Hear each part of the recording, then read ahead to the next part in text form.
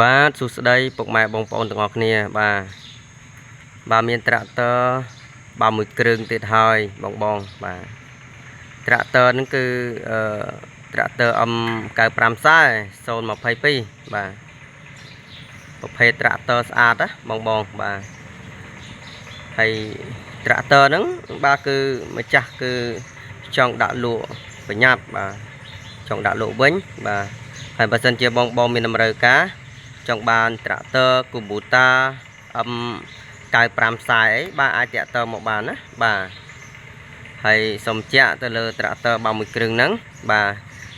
គ្រឿងក្រៅរបស់វាគឺនៅស្អាតមែនតើណាបងណាបាទទាំងកាងទាំងអាវអីសងខាងគឺនៅស្អាតទាំងអស់នេះដូចជាពុកម៉ែបងប្អូនបានឃើញហើយបាទនេះស្អាតមែនតើបាទហើយមួយទៀតបាទកង់គឺនៅស្អាតមែនតើបាទកង់គឺស្អាត4គ្រាប់តែម្ដងបងណាបាទនេះបងប្អូនទាំងអស់គ្នាបាទនៅស្អាតហើយអត់មានបាទរហែកធ្លាយចាប់ហ្គែតចាប់អីដូចត្រាក់ទ័ររបស់គេផ្សេងទេបាទគឺស្អាតមែនតើបាទត្រាក់ទ័រហ្នឹងបាទឥឡូវអ្នកទាំងអស់គ្នាយើងមកមើលពីផ្ទៃប៉ែលបាទនេះចំណែកប៉ែល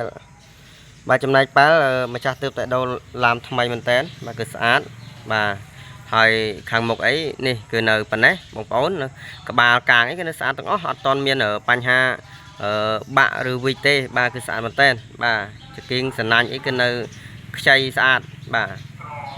ហើយមួយទៀតទៅលើម៉ាស៊ីនបាទម៉ាស៊ីនម្ចាស់គឺបានបញ្ជាក់ថាបាទគឺនៅសនំនៅសៀនស្អាតបាទអត់តន់មានដោះអត់តន់មានរើដូចគ្នាបញ្ជាក់ជូនណាបងប្អូនទាំងអស់គ្នាបាទចកេះឌីសអីក៏នៅបាទហើយពងមុខពងក្រោយអីគឺនៅស្អាតរត់ទៅហាប់អត់មានបញ្ហាខូចអីទេបាទបញ្ជាក់ជូនឲ្យបានជ្រាបច្បាស់បាទហើយសូមបញ្ជាក់ផ្នែកឧបករណ៍ប្រើប្រាស់បាទគឺយើងមានតែអង្គលផាល7ទេបាទគឺអត់មានឧបករណ៍ផ្សេងទេណាបាទចំណែកត្រាក់ទ័រខាងតំបន់ផ្សេងគឺគេមានដូចជាផាលគុំផាលកោះតឡងផាល3ផាល4អញ្ចឹងណាបាទហើយបញ្ជាក់ថានៅខាងតំបន់ហ្នឹងគឺគេគាត់ទិញមកប្រើប្រាស់ភាគច្រើនយកមកតែរុញទេបងប្អូនណាបាទយកមកទៅរុញអត់មានធ្វើផ្សេងទេបាទរុញនឹងព្យុះបាទឥឡូវគឺយើងមកដល់ផ្ទៃប៉ុងប្រអប់លេខខាងក្រោយបាទនេះបងប្អូនអាចមើលបានណាបាទគឺនៅសនំសៀនស្អាតបាទហើយតាគៀកសងខាងគឺអត់មានជ្រាបប្រេងសើមប្រេងទេហើយមួយទៀតបូមទៅលើបូមក៏ស្ងួតស្អាតដែរបងណានេះអត់មានបញ្ហាជ្រាបប្រេងសើមប្រេងទេហើយចុងដូមកងក្រោយចុងដូមឆ្វេងស្ដាំគឺនៅស្អាតទាំងអស់តែម្ដងបាទអញ្ចឹងធានាជូនថាស្អាតបងមកមើលអត់ខុសបំណងទេបាទហើយមួយទៀតខ្ញុំបញ្ជាក់ទៅលើតម្លៃបាទតម្លៃគឺម្ចាស់គឺលក់ធូរសមរម្យមែនតើបាទម្ចាស់គឺលក់ធូរដោយសារតែម្ចាស់គឺត្រូវការលុយប្រញាប់បាទលក់ហ្នឹងគឺត្រូវការលុយ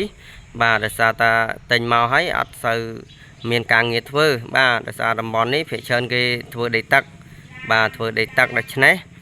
គឺយកមកគឺអត់សូវបានប្រើទេដោយសារតែយើងចុះទឹកអត់បានណាបាទអញ្ចឹងបងនៅខាងលើតំបន់ព្រៃភ្នំបាទទិញយកទៅប្រើប្រាស់គឺអត់ខុសទេបាទតំបន់ព្រៃភ្នំតំបន់នោះភាគច្រើនយើងធ្វើដីគោកណាបាទយើងអាចទៅឈូសទៅរុញរៀនព្រៃអីបានតិចតួចបាទធ្វើស្រែធ្វើចំការអញ្ចឹងណាបាទហើយចំណាយខាងហ្នឹងបាទគឺមិនសូវមានការងារធ្វើដូច្នេះក៏ប្រើឲ្យទំនេរច្រើនហើយអត់លុយបង់ធនាគារបាទអញ្ចឹងក៏ចង់លក់ប្រញាប់ផងដែរបាទហើយហ្នឹងហើយបើសិនជាពុកម៉ែបងប្អូនមានតម្រូវការចង់បានត្រាក់ទ័របាទមួយគ្រឿងហ្នឹងពុកម៉ែបងប្អូនអាចតាក់ទងមកលេខ Telegram ខ្ញុំផ្ទាល់ក៏ដូចជា Facebook ណាបាទខ្ញុំនឹងដាក់នៅក្នុងវីដេអូនេះស្រាប់បាទចំណែកខាងប្អូនមានប៉ុណ្ណេះបាទចែករំលែកបាទជូនទៅកាន់ពុកម៉ែបងប្អូនទាំងអស់គ្នាបាទហើយក៏សូមអរគុណច្រើនបាទសូមជម្រាបលាប៉ុណ្ណេះបាទ